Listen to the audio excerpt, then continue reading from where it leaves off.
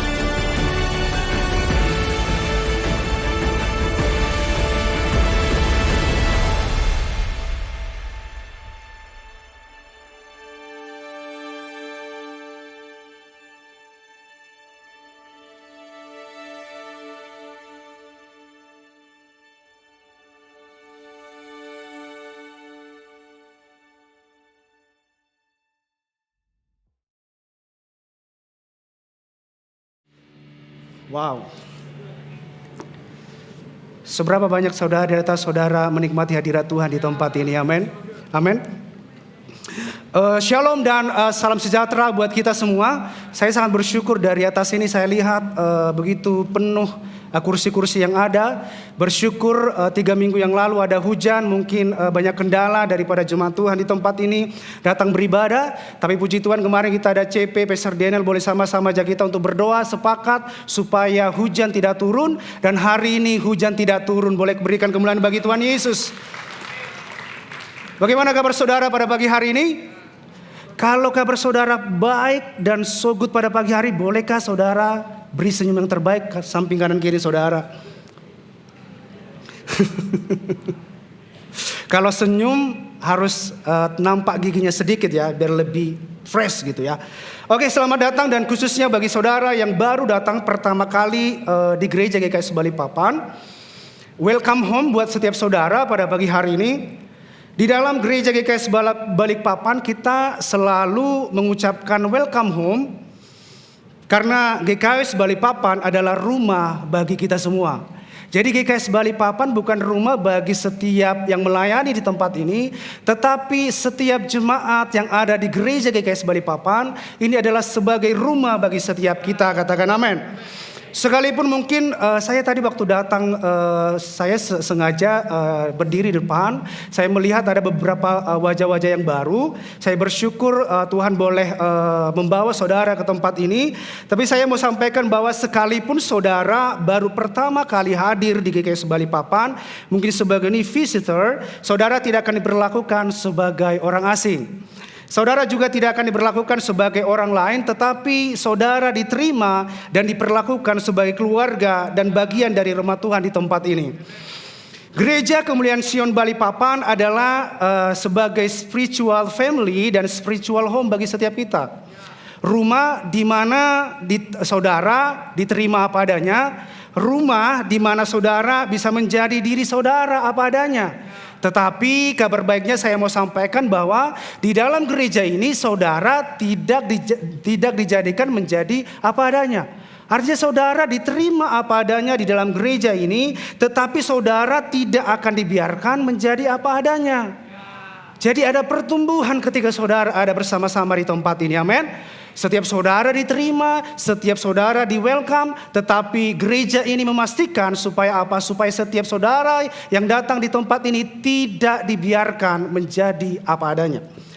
Artinya adalah di gereja ini bukan hanya tempat di mana saudara diterima, tetapi juga saudara rumah ini sebagai saudara di mana saudara dibentuk, saudara di dalam rumah ini saudara diproses, saudara juga didewasakan. Ketika saudara didewasakan di dalam sebuah pemuritan menjadi seorang murid untuk menjadi murid, goalsnya adalah supaya setiap kita menjadi garam dan terang di tempat di mana saudara Tuhan tempatkan, katakan amin. Jadi tujuan daripada setiap kita diterima di tempat ini, kita diproses, kita dibentuk, dan kita dimuridkan. Goalsnya adalah supaya apa? Supaya setiap saudara dan supaya setiap kita di tempat ini menjadi pribadi yang menjadi garam dan terang di manapun Tuhan tempatkan kita. Mungkin saudara ditempatkan kembali daripada gereja ini, saudara ditempatkan di keluarga saudara, jadilah garam dan terang di keluarga saudara. Saudara ditempatkan di sekolah saudara, jadilah garam dan terang di sekolah saudara. Saudara ditempatkan di pekerjaan saudara atau di tempat kerja saudara, jadilah garam dan terang di dalam pekerjaan saudara. Hari ini saya akan sharing kepada saudara betapa pentingnya sebuah keputusan. Boleh ngomong samping kiri kalau saudara, keputusan. Anthony Robbins bicara tentang sebuah keputusan. Dia berkata bahwa menggunakan kekuatan keputusan memberimu kemampuan untuk melewati alasan apapun untuk mengubah setiap bagian hidupmu dalam sekejap. Artinya adalah bahwa setiap keputusan saudara yang saudara ambil adalah itu akan mengubah setiap bagian hidup di dalam saudara. Katakan amin. Begitu powerful dan begitu berkuasalah sebuah keputusan itu. Karena ketika saudara memutuskan segala sesuatu, saya percaya bahwa itu akan mengubahkan hidup saudara. Pertanyaannya adalah keputusan yang seperti apa? Kan begitu. Apakah keputusan yang salah? Apakah keputusan sesuai dengan apa yang Tuhan firman katakan? Itu yang harus kita pikirkan hari-hari ini.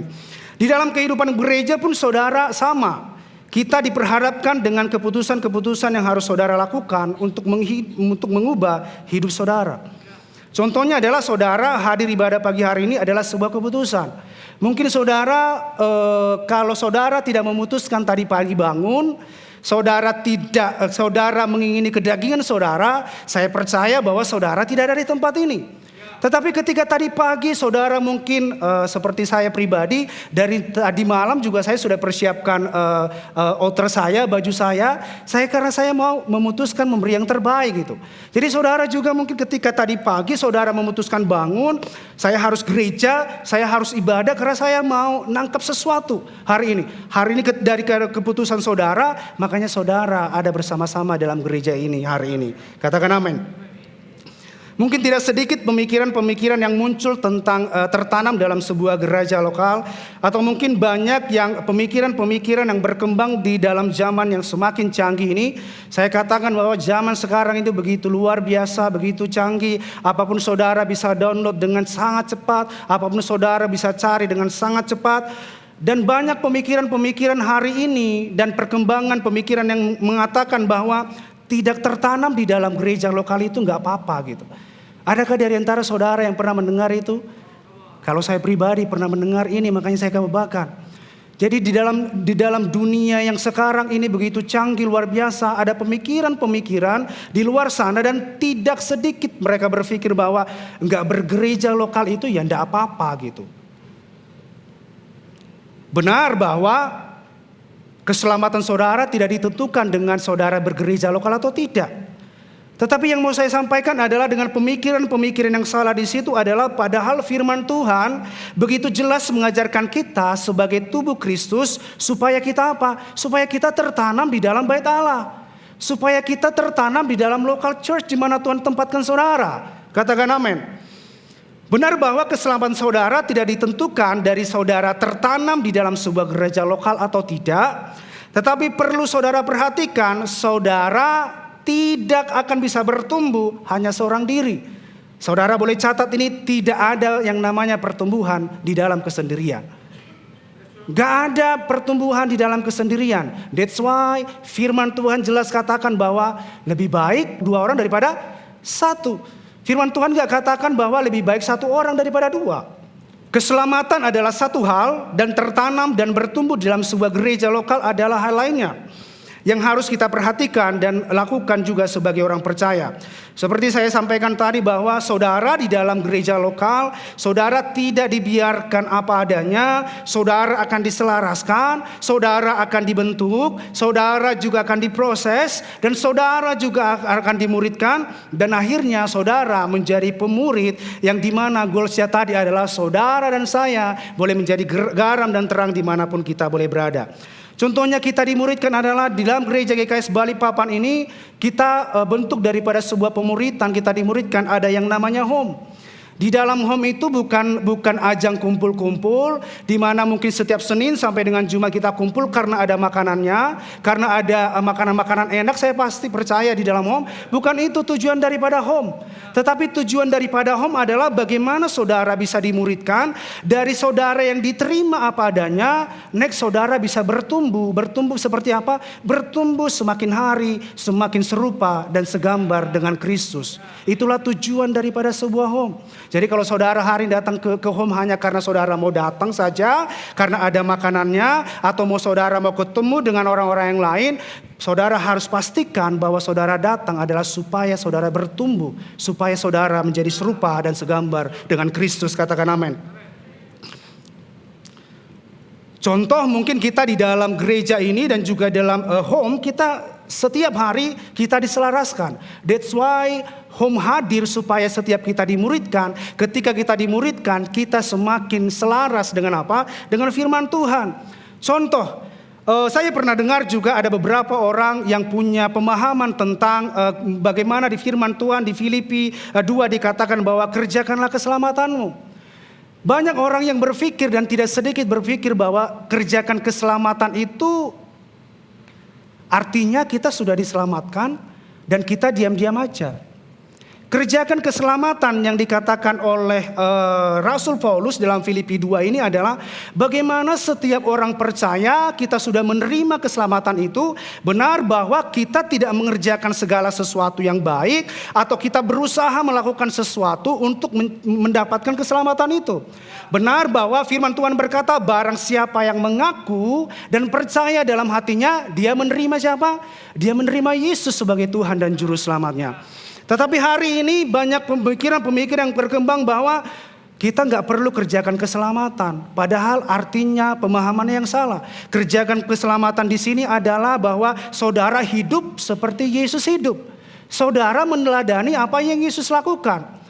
Jadi saudara bukan mengerjakan keselamatan itu, saudara mengerjakan hal yang baik supaya saudara menerima keselamatan. Tetapi kerjakanlah keselamatan itu adalah hasil daripada saudara menerima keselamatan itu. Apa yang saudara lakukan, hiduplah sebagai orang-orang yang sudah dibenarkan oleh Tuhan. Katakan amin. Karena saudara tidak akan, seperti saya sampaikan bahwa saudara tidak akan pernah bisa bertumbuh dengan seorang diri. That's why firman Tuhan di Pengkhotbah 4 ayat 9 sampai dengan 19 dalam terjemahan sederhana Indonesianya berkata, berdua lebih baik daripada seorang diri karena mereka memperoleh upah yang lebih baik dari hasil kerja keras mereka. Dan apabila salah satu dari mereka jatuh, maka yang lain bisa menolongnya untuk berdiri. Tetapi betapa menyedihkannya apabila seseorang yang hanya sendirian jatuh, tetapi tidak ada yang menolongnya untuk berdiri. Oleh sebab itulah saudara butuh orang percaya lainnya untuk saudara bisa bertumbuh semakin hari semakin bertumbuh dalam Tuhan. Sebab gereja sesungguhnya adalah bukanlah gedung. Saya ulangi sekali lagi, gereja bukanlah gedung. Tetapi gereja adalah kumpulan orang-orang percaya. Kumpulan setiap kita orang-orang percaya di tempat ini. Kalau kita baca kembali pewahyuan tentang gereja di dalam perjanjian lama, kalau kita balik lagi kepada perjanjian lama, kalau kita baca kembali pewahyuan tentang gereja di dalam perjanjian lama, pewahyuan ini disembunyikan selama berabad-abad dan baru dibukakan kembali melalui Rasul Paulus dalam perjanjian baru. Allah memberikan pewahyuan secara utuh, Allah memberikan pewahyuan secara penuh kepada Rasul Paulus pada waktu itu tentang gereja di dalam perjanjian baru. Saudara bisa boleh baca bagaimana Rasul Paulus melayani jemaat yang ada di Roma sampai dengan Filemon. Saudara bisa melihat judul perikopnya adalah bicara tentang surat Paulus kepada jemaat di Roma, di Korintus, di Galatia. Bahwa Tuhan mewahyukan kepada Rasul Paulus bahwa sangat-sangat penting bagi setiap kita untuk tertanam di dalam bait Allah atau gereja lokal yang kita sebutkan hari-hari ini. Muncul pertanyaan di dalam hati saya ketika mempersiapkan khotbah ini, mengapa Rasul Paulus diberikan Tuhan sebuah pewahyuan tentang gereja? Jawabannya adalah bahwa kita nggak bisa tidak tertanam di dalam bait Allah. Kabar baiknya adalah buat saudara, sekalipun mungkin saudara hari ini tidak tertanam di dalam gereja lokal saudara, saya mau sampaikan bahwa tertanamlah di dalam gereja lokal saudara. Karena itulah yang firman Tuhan katakan bahwa saudara gak akan bisa bertumbuh sendiri. Saudara butuh orang lain di dalam sebuah gereja komunitas yang sehat yang saling membangun hidup saudara. Pertanyaannya adalah apa itu gereja? Gereja adalah kumpulan orang-orang percaya yang dipenuhi oleh Roh Kudus, yaitu saudara dan juga saya dalam gereja ini. Relate dengan apa yang disampaikan dengan tema gereja kita di bulan ini dan sudah juga dibagikan oleh Pastor Daniel. Juga di minggu lalu tentang church life atau kehidupan gereja. Jadi tema kita di sepanjang bulan ini adalah bicara tentang church life atau kehidupan kita bergereja. Di dalam church life, Pastor Daniel sudah membagikan kemarin ada 3 hal yang Pastor Daniel boleh bagikan. Ketika kita tertanam di dalam local church, ketika tertanam di dalam bait Allah, apa yang kita terima sebagai orang-orang percaya. Hidup kita pasti akan menerima keteraturan, in order. Yang kedua adalah pasti hidup kita akan bertumbuh. Yang ketiga adalah kita akan menerima covering. Jujur to be honest, kemarin waktu Pastor Daniel bicara tentang covering, waktu saya melayani as a worship leader di sini, saya duduk di sana, saya tiba-tiba Roh Kudus boleh mengingatkan saya bagaimana betapa bersyukurnya saya hari ini Pastor Daniel dan juga Ciuli boleh covering kami setiap anak-anak di dalam rumah ini. Itu membuat saya menangis kemarin, bagaimana saya di flashback bagaimana Tuhan membawa saya sampai hari ini. Kalau bukan karena mereka juga perpanjangan tangan Tuhan, bagaimana hidup kita hari ini. Itu yang membuat saya mengucap syukur saya boleh tertanam dan bertumbuh di dalam gereja ini. Berangkat dari apa yang Pastor Daniel bagikan minggu lalu, Tuhan ingatkan saya atas satu kata tentang keputusan. Decision atau keputusan, dan inilah judul khotbah saya pada pagi hari ini bicara tentang keputusan. Sebelum saya masuk ke dalam khotbah saya pada pagi hari ini, izinkan saya menyaksikan ini karena tema kita adalah tentang church life. Saya mau menyaksikan ini bagaimana pertama kali saya menginjakkan kaki di gereja GKS Balikpapan. Pada waktu itu saya disebut sebagai new visitor. Saya boleh berdiri di sana dan saya boleh diterima luar biasa di tempat ini. Tepat di November 2016 pertama kali saya datang ke GKS Balikpapan, saya diterima dengan apa adanya. Jadi waktu saya datang ke tempat ini, saya juga mungkin di yang sebelumnya saya juga sudah melayani, saya juga sudah memimpin. Tetapi yang satu hal yang luar biasa yang boleh saya alami ketika saya datang ke tempat ini, bagaimana kuasa daripada penerimaan itu luar biasa di tempat ini. Ketika saudara datang, mungkin saudara masih pertama kali datang, saudara diterima dengan apa adanya. Dan itulah yang saya alami, saya diterima layak sebagai seorang keluarga. Saya juga diterima sebagai layaknya family di dalam gereja ini, walaupun saya baru pertama kali hadir di ibadah di GKS Balikpapan. Adakah saudara di antara saudara di tempat ini yang tidak diterima dengan apa adanya di tempat ini? Boleh lambaikan tangan saudara. Nanti kita boleh panggil Aser untuk boleh kita evaluasi. Adakah di antara saudara yang datang ke sini, saudara dicuekin, saudara senyum, dia nggak senyum? Adakah di antara saudara yang menerima perlakuan itu? Kalau ada, biar nanti habis ini kita selesaikan secara firman Tuhan ya. Gitu ya, oke? Di dalam gereja ini, jujur saya berkata, to be honest, di depan Bapak Ibu, saudara semua, jujur dulu saya nggak bertobat mindset saya tentang gereja. Dulu saya melihat bahwa ketika leadernya tidak sesuai dengan yang saya lihat, akhirnya saya menghakimi mereka. Saya melihat pendetanya mungkin ada sedikit saya menghakimi mereka. Dulu saya punya pemikiran seperti itu. Tetapi yang luar biasanya saya ketika datang kemari, ketika datang ke GKS Bali Papan, waktu itu Pastor Daniel juga boleh sampaikan kepada setiap kita.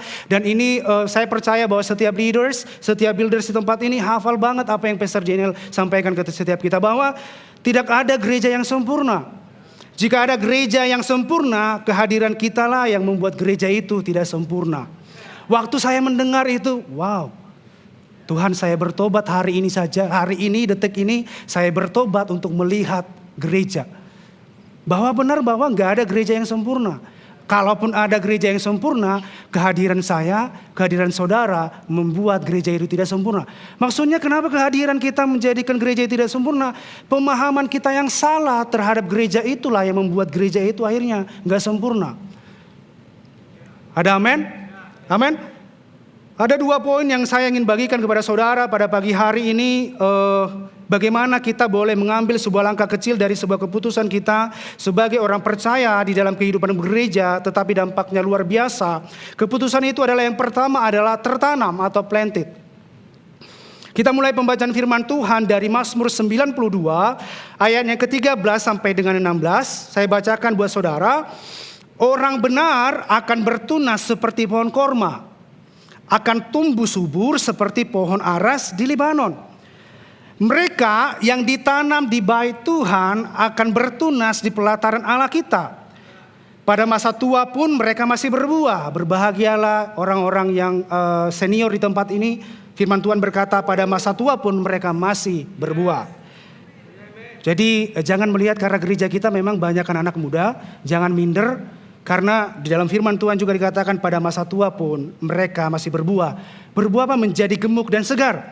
Dan yang ke-16 dikatakan untuk memberitakan bahwa Tuhan itu benar, bahwa ia gunung batuku dan tidak ada kecurangan padanya.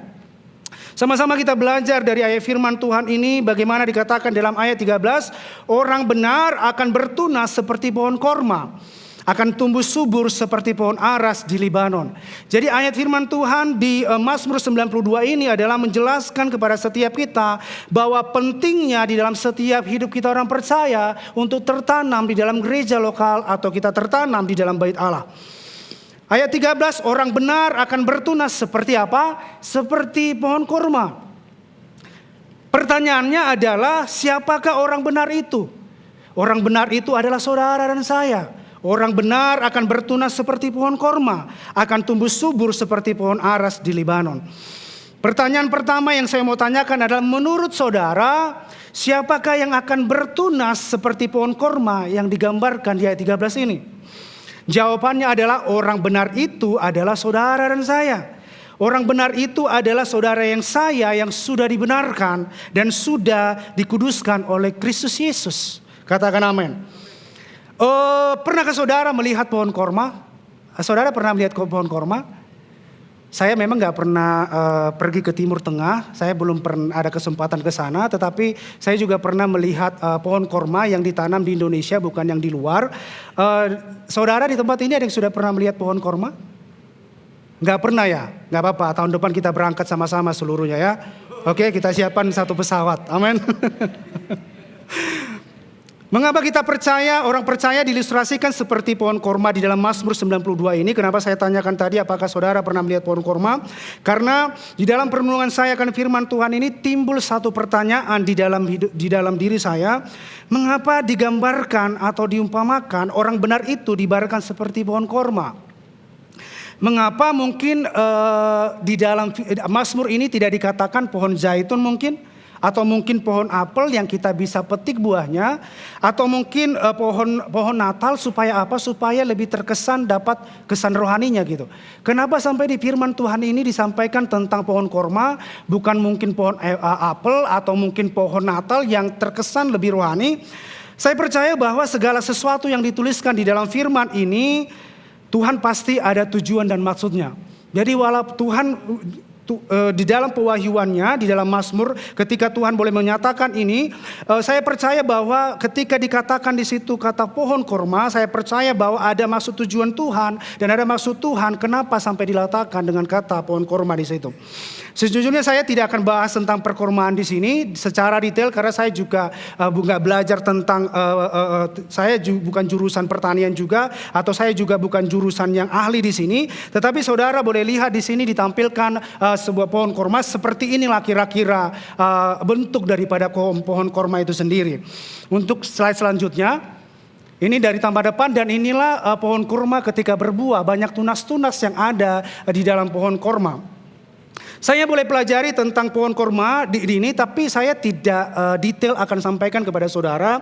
Tetapi ketika saya mulai belajar, saya mulai melihat kenapa Tuhan buat beberapa kata tentang dan letakkan kata ini di Mazmur tentang pohon korma. Saya mulai belajar tentang pohon korma ini. Yang pertama adalah fakta uniknya tentang pohon ini, ternyata pohon korma itu tidak tumbuh dan berbuah di sembarang tempat.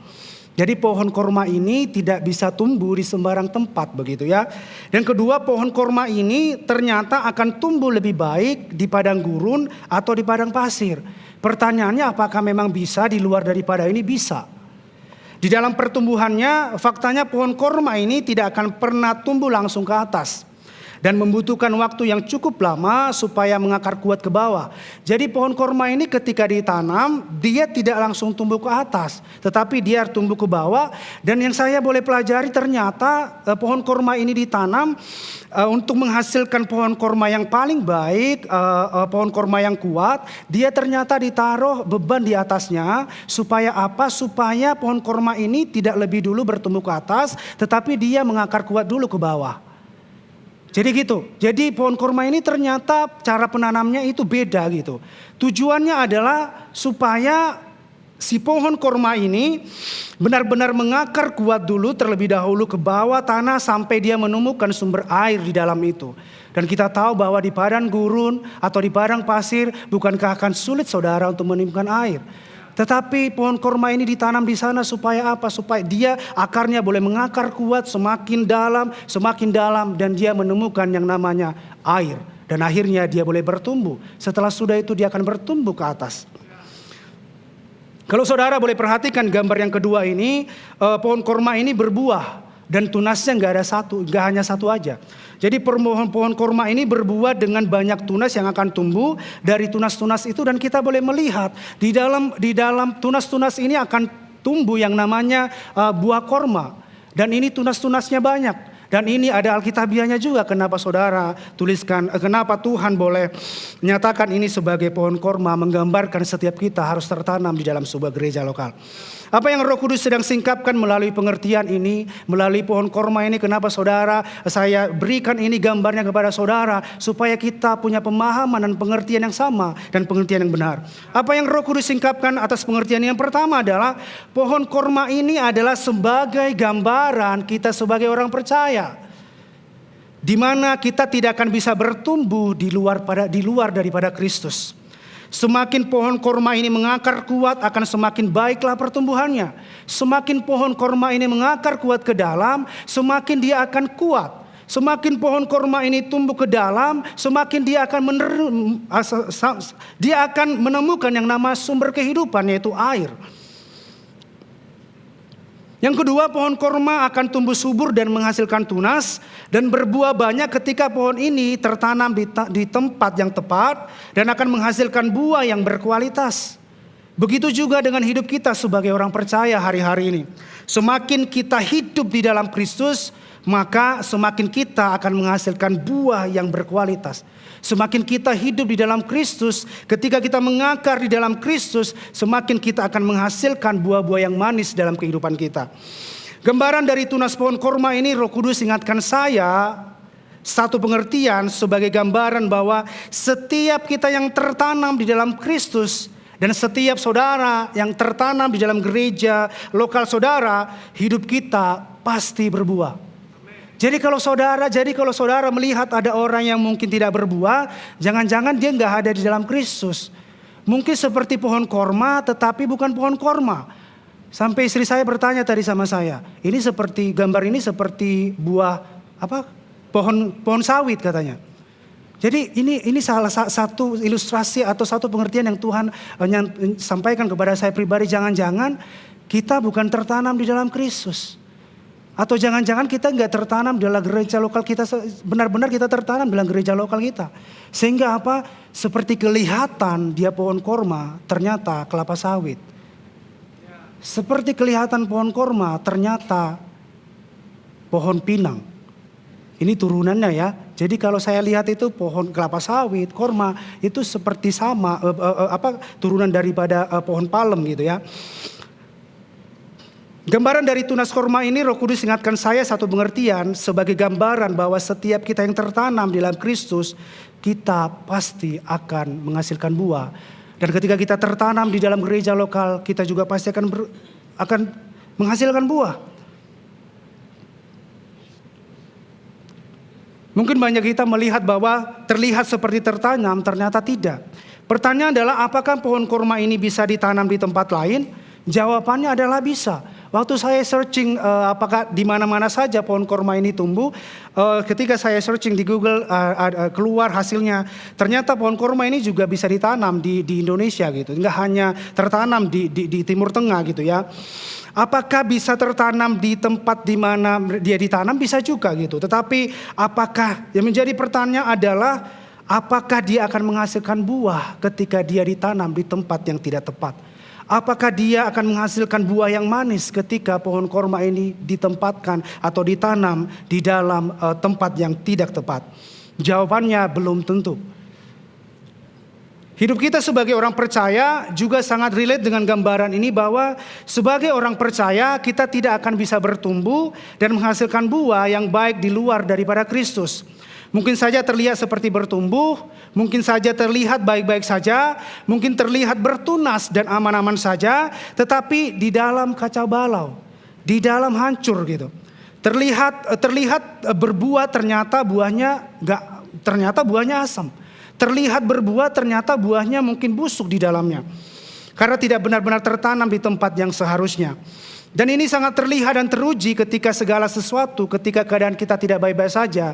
Maka badai mungkin boleh datang, pergumulan belum dijawab, masalah belum ada jalan keluarnya. Orang yang tertanam di dalam Kristus dan orang yang tertanam di dalam gereja lokal akan sangat terlihat bedanya ketika mereka menghadapi badai.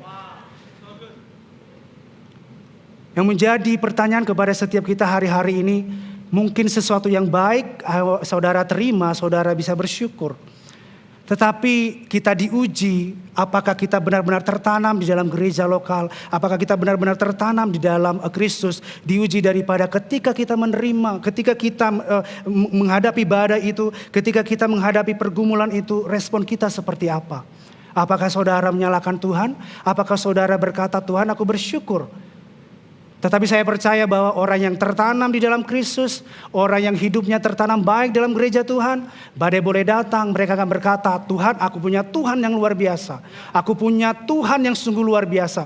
Aku punya Tuhan yang jauh lebih besar daripada masalah yang boleh saya hadapi. Masalah boleh ada, pergumulan boleh ada, tetapi saya percaya bahwa Tuhan saya lebih besar daripada apa yang saya hadapi. Itulah yang akan keluar daripada diri kita ketika kita benar-benar tertanam di dalam Kristus dan tertanam benar-benar di dalam gereja lokal. Katakan amin. Dan saya percaya ketika kita tertanam di dalam gereja lokal, kita tertanam di dalam Kristus, ada buah yang keluar. Sama seperti pohon korma ini ada buah-buah yang keluar banyak dari dalam diri kita. Yaitu ketika kita hidup di dalam Kristus, buah itu apa? Buah itu adalah kita mengalirkan kasih daripada Tuhan. Ada kasih di dalam hidup kita. Dulu saudara yang boro-boro mengasihi orang lain, saudara mengasihi mereka. Saudara yang mungkin firman Tuhan berkata kasihilah musuhmu. Saudara yang gak bisa mengasihi musuh saudara, akhirnya ketika saudara tertanam di dalam Kristus, saudara diselaraskan, saudara diproses, saudara dibentuk di dalam gereja lokal saudara, akhirnya ada kasih di dalam saudara. Saudara yang mungkin bergumul untuk mengampuni orang lain, saudara tidak berbeban lagi untuk mengampuni mereka. Karena apa? Karena saudara tertanam di dalam Kristus dan dalam gereja lokal dengan benar. Ada sukacita. Dulu saudara mungkin gak pernah merasa sukacita, tetapi ketika sudah tertanam dalam Kristus, saudara hidup di dalam gereja lokal, saudara punya sukacita. Itu keluar daripada diri saudara. Ada damai sejahtera yang keluar dari diri saudara. Ada kesabaran di mana saudara dulu gak sabar. Mungkin saudara mau ngantri beli makanan, saudara gak mau nyerempet saran ke kiri. Saudara akhirnya ketika saudara hidup dalam Kristus, saudara diselaraskan, akhirnya saudara bisa ngantri ketika saudara beli makanan. Saya jamin bahwa di dalam gereja GKS Balikpapan kita selalu katakan ini bahwa mereka ketika membeli makanan atau antri dimanapun mereka antri, karena ini adalah budaya bagi setiap kita di tempat ini. Ada kesabaran yang keluar daripada diri kita. Ada kemurahan, ada murah hati. Yang dulu seperti pastor bilang medit gitu ya. Akhirnya ketika kita ada dalam Kristus, akhirnya kita bisa apa? Bisa lebih generous. Kita bisa memberi tanpa paksaan.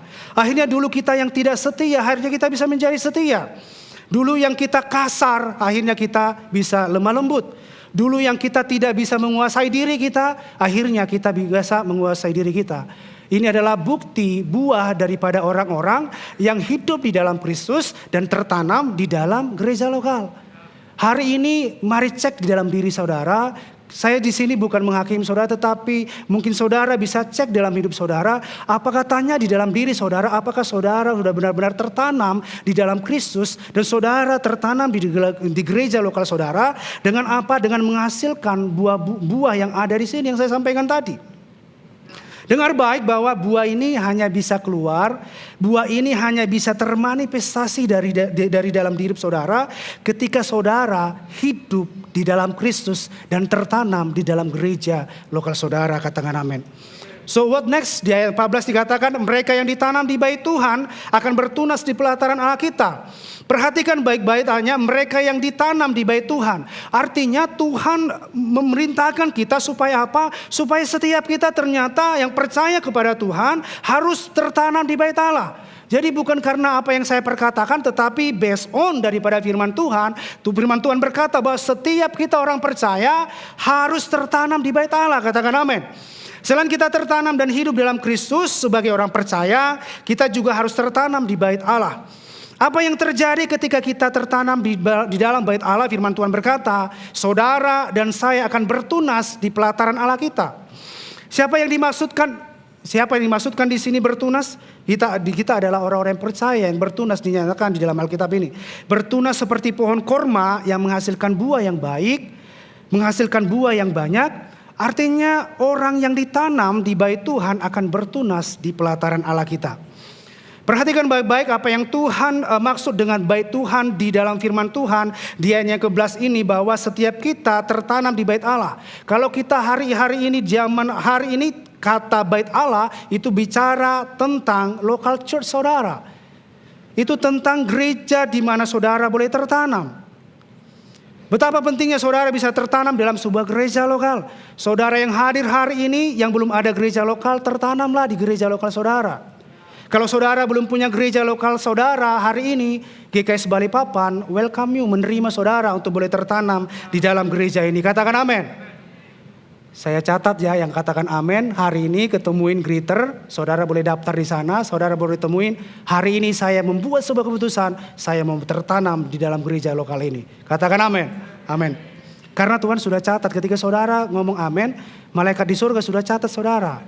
Jadi kalau nanti saudara pulang daripada sini ada greeter di sana melambaikan tangan kepada saudara, nanti hampiri dia bilang saya hari ini mau tertanam, boleh catat nama saya gitu ya. Oke, amin. Oke, selanjutnya perhatikan ayat ke-15 dikatakan pada masa tua pun mereka masih berbuah, menjadi gemuk dan segar. Pada masa tua pun mereka masih berbuah, artinya masa tua pun kita sebagai orang percaya akan menghasilkan buah, menjadi gemuk dan segar. Apa artinya gemuk di sini? Gemuk di sini itu adalah bukan mengembang ke kanan dan ke kiri ya. Tetapi gemuk di sini adalah saya sampaikan kepada saudara, bahasa aslinya daripada gemuk itu adalah dashen, become prosperous, artinya menjadi makmur. Jadi bukan mengembang ke kanan dan ke kiri ya. Jangan ada yang melihat Ko Thomas ya. Jangan ada yang melihat Arthur ya, bukan mengembang ke kanan dan ke kiri. Tetapi yang disatakan di sini adalah pada masa tua pun mereka masih berbuah, menjadi gemuk dan segar. Artinya gemuk di sini adalah become prosperous, artinya menjadi makmur. Pada masa tua pun kita tetap berbuah. Pada masa tua pun kita tetap menghasilkan buah. Jadi berbahagialah kepada opa-opa, oma-oma yang mungkin rambutnya sudah putih. Berbahagialah, ini adalah kabar baiknya bahwa kita juga mungkin umur kita senior. Tetapi dicatat dari kita bahwa pada masa tua pun mereka masih berbuah dan menjadi gemuk dan segar. Katakan amin. Jadi anak muda yang lebih keras suaranya ya. Oke. Yang ke-16 adalah untuk memberitakan apa sih tujuan daripada kita tertanam di dalam gereja lokal kita. Tertanam dalam Kristus, tertanam dalam gereja lokal adalah supaya apa? Supaya memberitakan bahwa Tuhan itu benar. Bahwa Ia gunung batuku dan tidak ada kecurangan padanya. Kalau semuanya ini dimanifestasikan di dalam hidup saudara, kamu bertunas seperti pohon korma, semua area hidupmu berbuah banyak, karirmu, pekerjaanmu, usahamu diberkati, dan saudara bisa sehat, umurmu bisa panjang, pada masa tua pun kamu tetap sehat dan diberkati. Kalau semua ini digenapi dan dimanifestasikan ke dalam hidup saudara, waktu saudara tertanam di bait Allah, ketika saudara tertanam dalam gereja lokal saudara, saya percaya bahwa itu akan memberitakan bahwa Tuhan itu adalah Tuhan yang benar. Menyatakan bahwa Tuhan itu adalah Tuhan yang agung. Menyatakan bahwa Tuhan itu adalah gunung batu kita dan tidak ada kecurangan di dalam Tuhan. Dan poin yang kedua, setelah kita memutuskan tertanam dalam gereja lokal, dengan cepat saja saya sampaikan, poin yang kedua yang mau saya bagikan adalah ketika kita hidup di dalam kehidupan gereja, what next ketika kita sudah tertanam dalam gereja lokal? Selanjutnya adalah kita melayani atau serve. Sebagai orang percaya yang tertanam dan benar baik dalam sebuah gereja lokal, pasti tidak akan berhenti di fase tertanam. Jadi ketika kita sudah tertanam dalam sebuah gereja lokal, kita tidak hanya berhenti di dalam kita tertanam dalam gereja lokal, tetapi kita boleh next step kepada kita boleh melayani. Kita boleh mengambil keputusan di mana kita boleh melayani. Keputusan di mana kita tidak lagi dilayani, tetapi kita akan melayani orang lain. Katakan amin.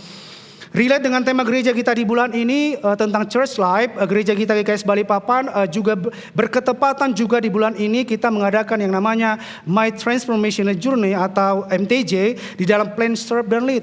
Jadi setiap peserta nanti yang sudah mendaftar dalam plan, serve, dan lead, mereka juga akan jam 2 nanti kita boleh ketemu di atas, kita boleh belajar bersama-sama. Di mana mereka yang sudah memberikan dirinya tertanam dalam gereja ini, mereka tidak berhenti tertanam saja di gereja ini, tetapi mereka next step ke serve. Mereka memberikan dirinya untuk apa? Untuk mereka melayani dalam gereja ini, boleh membangun dalam gereja ini. Pertanyaan adalah why serving? Why? Kenapa kita melayani? Ini yang menjadi pertanyaan. Karena apa? Karena Yesus juga melayani. Jadi saudara ya hari ini yang sudah memutuskan tertanam dalam gereja lokal ini, di dalam GKS Balikpapan, walaupun mungkin saudara belum daftar di dalam kelas plan, serve, dan lead, saudara yang ada di kelas plan, saudara yang sudah tertanam, next selanjutnya pastikan saudara untuk boleh ikut di dalam kelas plan. Supaya apa? Ketika saudara sudah tertanam, saudara akan diperlengkapi dan saudara juga akan melayani. Dan sama-sama kita di gereja ini boleh membangun yang namanya tubuh Kristus. Katakan amin. Dan firman Tuhan juga dikatakan di dalam Markus 10 ayat 35 sampai 45, tetapi saya akan bacakan karena waktu juga sudah habis. Saya juga akan bacakan di ayat ke-45. Kenapa kita melayani? Jelas-jelas firman Tuhan ini berkata menyampaikan ini dan tidak perlu pewahyuan yang rumit di sini. Firman Tuhan berkata karena anak manusia juga datang bukan untuk dilayani, melainkan untuk melayani dan untuk memberikan nyawanya menjadi tebusan bagi banyak orang. Pertanyaan adalah ketika kita hidup dan kita tertanam dalam gereja lokal, kita tidak hanya tertanam tetapi kita juga melayani. Karena apa? Karena kita meneladani apa yang Yesus sampaikan. Yesus saja melayani, why kita sebagai orang-orang percaya tidak mengambil bagian, kita boleh melayani satu yang lain. Katakan amin. Saudara boleh catat ini, cara terbaik merepresentasikan Tuhan kepada orang lain adalah dengan melayani sesama. Jadi saudara merepresentasikan Tuhan itu bukan dari apa yang saudara perkatakan, tetapi dari saudara melayani orang lain. Disitulah saudara letak di mana saudara merepresentasikan Tuhan. Bahwa Tuhan Yesus itu baik, Tuhan itu hidup, dan Tuhan itu adalah Tuhan yang mengasihi setiap orang. Mungkin saya akan kesaksian sedikit, waktu kemarin kita ada kelas di atas. Ini bukan promo juga, tapi to be honest, kita juga ada di dalam gereja ini yang namanya Ministry Equipping and Training Ministry, di mana kita memang dikhususkan untuk boleh ada di dalam pengajaran, di mana mempersiapkan setiap builders dan juga leaders dalam gereja ini. Kemarin memang to be honest bahwa kita di ministry juga masih kekurangan orang. Bukan berarti saya mau promo di sini, tetapi kalau Roh Kudus bicara bahwa saudara boleh akhirnya saudara boleh mendaftar di Equipping and Training Ministry, nanti akan buka pendaftarannya juga, saudara boleh menghampiri teman-teman di depan sana. Tetapi apa yang saya mau bagikan adalah bagaimana kita boleh merepresentasikan Tuhan dalam hidup kita. Kemarin karena kekurangan tim, akhirnya saya juga turun, karena memang saya juga sebagai group head daripada Discipleship and Equipping and Training Ministry. Jadi kemarin itu karena kita kekurangan orang, akhirnya saya turun melayani anak-anak. Karena puji Tuhan ada orang-orang tua yang datang di batch ini, luar biasa semangatnya. Ada orang-orang tua yang punya baby datang untuk belajar bersama-sama, diperlengkapi di sana. Dan akhirnya saya karena kita kekurangan orang, dan akhirnya saya turun dan melayani anak-anak di dalam rumah ini gitu ya. Yang Tuhan boleh sampaikan kepada saya, yang boleh saya terima pengertian adalah bagaimana ketika saya menjaga anak-anak ini pada waktu itu. Dibilang capek ya capek juga ya. Dibilang capek-capek. Tetapi apa yang saya renungkan adalah bahwa begitulah Tuhan atas kehidupan kita. Mungkin secara pribadi saya capek, tetapi Tuhan gak pernah capek atas hidup kita. Waktu anak-anak mungkin mulai berlari, saya ikutin loh. Saya ikutin. Saya pastikan dia gak jatuh, gak tersandung. Saya pastikan dia safe. Tuhan tiba-tiba Roh Kudus memberikan saya pengertian bahwa gereja hadir adalah supaya apa? Supaya memastikan setiap orang yang ada di dalamnya safe di dalam Kristus. Memastikan bahwa setiap orang yang kita layani bisa boleh bertumbuh di dalam gereja ini. Ada alasan bagi saya buat apa melayani. Mungkin SCPster atau apa saya turun melayani, jaga anak, gak apa-apa. Gitu. Tapi karena apa? Karena saya memastikan supaya orang tuanya bisa belajar dengan baik. Supaya orang tuanya bisa bertumbuh dengan baik di tempat ini. Dan saya bersyukur bahwa banyak tim di gereja ini, builders dan leaders bersama-sama. Kita juga tim generasi boleh bekerja bersama-sama, mempersiapkan ruangan yang terbaik. Supaya apa? Supaya orang yang ada dalam gereja ini boleh belajar dan boleh bertumbuh dengan baik semakin hari. Semakin hidupnya serupa dan segambar dengan Kristus. Katakan amin. Jadi saudara, setiap kita yang ada di sini, builders dan leaders, jangan pernah setengah-setengah melayani Tuhan. Karena Tuhan itu gak pernah setengah-setengah loh. Kalau Tuhan bilang aku capek sama kamu, matilah kita. Mungkin saya undang tim praise and worship. Kalau Tuhan sempat bilang, aduh saya capek melayani kamu, gimana hidup kita sampai dengan hari ini? Ini yang Tuhan kasih pengertian kepada saya, sehingga saya makin bergairah melayani Tuhan. Badan mungkin capek, nggak munafik, badan capek. Kemarin juga Pak Simbolon sampai ngangkat kursi dari bawah ke atas sampai buka baju gitu ya, karena keringatan gitu. Saya lihat bahwa ada hati yang benar-benar hati yang mau melayani gitu. Mungkin saudara merasa bahwa mengangkat kursi itu hal yang biasa, tetapi capek juga saudara. Butuh keringat yang luar biasa. Mungkin saudara tidak mungkin dipanggil untuk mungkin ngangkat kursi atau apa. Tapi dimanapun saudara boleh berada, layanilah orang lain dengan dasar apa? Dengan kasih Tuhan dalam hidup saudara. Jadi jangan berbantah-bantah. Kalau saudara disuruh melayani, ngapain melayani, capek. Saya ini, saya itu. Pastor Daniel dan juga Ciuli bukan orang yang tidak sibuk. Mereka adalah yang sangat sibuk. Tetapi yang saya luar biasanya bersyukur di rumah ini. Mereka selalu menyempatkan waktunya untuk apa? Untuk melayani setiap kita yang ada di tempat ini. Memberikan waktunya. Kalau kita cari alasan, Tuhan cari alasan buat kita. Gimana hidup kita sampai dengan hari ini. Hari momen ini adalah momen di mana saudara mau challenge saudara bahwa tertanam dalam gereja lokal itu adalah sangat baik. Tetapi ketika saudara sudah tertanam, saudara boleh mengambil bagian di dalam rumah ini untuk boleh melayani satu dengan lain. Kita boleh membangun satu dengan lain antara tubuh Kristus, katakan amin. Kesimpulannya adalah di luar Kristus kita tidak akan bisa bertunas dan menghasilkan buah. Jadi di luar Kristus saudara gak bisa bertunas. Saudara gak bisa menghasilkan buah. Sebagai orang benar yang sudah dibenarkan oleh benar Kristus, Dan sebagai orang percaya, kita akan bertunas dan berbuah ketika kita ditanam di bait Allah.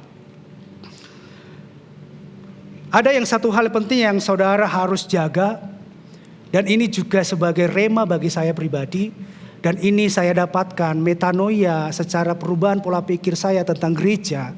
Ketika saya dikirim Tuhan, dibuka Tuhan jalan bagi saya untuk ada tertanam dalam gereja ini, melihat sebuah gereja, bahwa gereja gak ada yang sempurna saudara. Saya mau menyampaikan kepada saudara bahwa di dalam gereja lokal, saudara harus jaga ekspektasi saudara.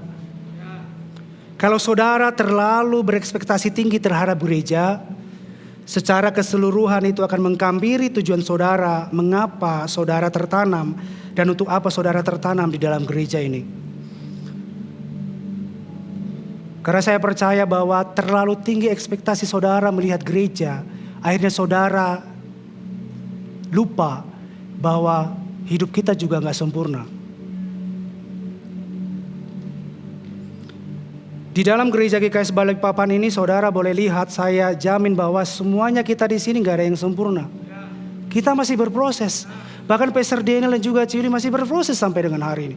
That's why kita butuh yang namanya apa? Butuh namanya Kristus. Kita butuh yang namanya tertanam dalam gereja lokal. Kita tertanam di dalam home. Supaya apa? Karena di dalam home ini adalah kumpulan orang-orang percaya. Itulah yang saling mengingatkan kita. Ketika kita boleh jatuh, ada tangan yang mengangkat kita. Ketika mungkin kita salah, ada yang menegur kita. Ketika kita memang butuh didoakan, ada orang yang mendoakan kita. Kalau saudara melihat kepada ekspektasi terhadap pribadi seseorang, saya jamin saudara akan kecewa. Tetapi kalau saudara berekspektasi tinggi kepada satu pribadi yaitu Yesus, saya percaya bahwa saudara akan melihat kekurangannya itu, saudara boleh melengkapi kekurangan itu. Gak ada satupun di dalam gereja ini yang sempurna. Semua kita masih berproses. Supaya apa? Kenapa saya sampaikan ini? Supaya yuk kita sama-sama bergandengan tangan, tidak menyalahkan satu yang lain, tetapi kita membuat sebuah keputusan bahwa kita mau melayani orang-orang yang Tuhan percayakan atas kehidupan kita, dan kita sama-sama semakin bertumbuh di dalam Tuhan. Tadi malam saya, ini yang terakhir ya, karena sudah lewat banyak, tetapi ini saya harus sampaikan. Ini tadi malam saya lagi buka-buka Instagram. Ini khusus buat saudara yang sudah tertanam, khusus buat saudara yang sudah melayani dalam gereja ini. Setelah saya sudah mempersiapkan khotbah ini, saya mulai buka Instagram saya. Pada malam kemarin itu saya buka Instagram dan mulai beranda IG saya, muncul kata-kata yang luar biasa memberkati saya pribadi. Luar biasa merimain saya pribadi dan luar biasa menunggukan saya pribadi. Dan saya percaya bahwa pesan ini juga akan saudara terima. Dan saudara boleh percaya ini dan saudara boleh melakukan ini dalam setiap kehidupan kita. Dengar baik, setiap kita yang melayani dalam gereja ini, melayani dengan skill itu hebat. Tetapi melayani dengan keintiman itu dahsyat. Bagaimana kalau saudara melayani dengan skill saudara yang hebat, dipadukan dengan melayani dengan keintiman yang luar biasa dalam Kristus, hasilnya pasti akan sangat luar biasa. Keintiman bicara tentang hubungan yang deep. Oleh karena itu sebagai pelayan Tuhan, mari bangun hubungan kita yang deep di dalam Kristus. Mungkin Pastor Daniel, Ciuli, saya pemimpin dalam gereja ini tidak tahu apa yang saudara lakukan di luar sana. Tetapi saya hanya mau katakan bahwa bangunlah hubungan pribadi dengan Tuhan. Bagaimana caranya saudara bisa nyembah Tuhan, baca firman, doa sama-sama. Itu yang kita boleh lakukan untuk deep hubungan kita dalam Kristus. Sekedar skill yang hebat dalam melayani hanya membuat kita dapat dilihat orang. Tetapi hati yang menyembah dalam melayani membuat kita dapat membawa orang berjumpa secara pribadi dengan Tuhan. Sekedar skill yang hebat dalam melayani membuat kita dikagumi. Shalom saudara, saya mau sampaikan bahwa kita yang ada di sini bukan untuk kita dikagumi. Bukan kita menjadi orang idol di sini. Tetapi kita ada di sini supaya apa? Supaya membawa orang mengagumi satu pribadi, yaitu Tuhan. Kalau saudara mengagumi orang di tempat ini, saudara salah, sesat saudara. Oleh karena itu kalau saudara mengagumi gak apa-apa gitu. Tapi jangan sampai mengagumi melebih-lebihkan Tuhan. Kata mengagumi mungkin seseorang, saudara mungkin melihat orang ini adalah orang yang selalu memberikan hal yang positif. Gak apa-apa. Tapi jangan ketwist antara di mana saudara mengidolakan orang dengan mengidolakan Tuhan. Dengar baik, ketika kita melayani Tuhan, Tuhan kasih talenta yang luar biasa. Tuhan kasih kita skill yang luar biasa. Jangan sampai kita pergunakan untuk orang mengagumi diri kita. Tetapi kita pakai ini supaya apa? Supaya membawa orang-orang percaya ini. Supaya membawa orang-orang yang tidak kenal Tuhan ini semakin mengagumi Tuhan. Tahu siapa Tuhan itu. Dan semakin hari mereka berkata, saya tidak salah percaya dengan Kristus. Dan yang terakhir sebagai penutup khotbah saya pada pagi hari ini. Jika saudara belum punya gereja lokal di mana saudara tertanam dan bertumbuh, segeralah membuat sebuah keputusan untuk saudara tertanam. Dan GKS Balikpapan welcome you, menerima saudara sebagai bagian daripada tubuh Kristus di Gereja Kemuliaan Sion Balikpapan. Saudara jangan bergereja pindah-pindah. Kalau saudara lihat tanaman dipindah-pindah, apakah bertumbuh? Bertumbuh. Tetapi tumbuhan yang ditanam di tempat yang tepat dan tidak dipindah-pindah, itu akan lebih cepat menghasilkan buah. That's why kita sebagai orang percaya jangan pindah-pindah gereja. Gereja gak ada yang sempurna. Putuskan hari ini kepada saudara, sekalipun gereja tidak sempurna, sekalipun pemimpin saya tidak sempurna, saya memutuskan bahwa saya berekspektasi kepada satu pribadi dan saya akan bertumbuh di dalam Kristus. Katakan amin. Dan jika saudara sudah tertanam dalam gereja ini, what next menjadi pertanyaannya. Ketika kita sudah tertanam dalam gereja GKS Balikpapan, what next? Apa yang kemudian? Ambil keputusan hari ini sama-sama. Tuhan akan melayani. Tuhan, aku mau melayani bersama-sama dengan tubuh Kristus di tempat ini dan membangun tubuh Kristus di tempat ini.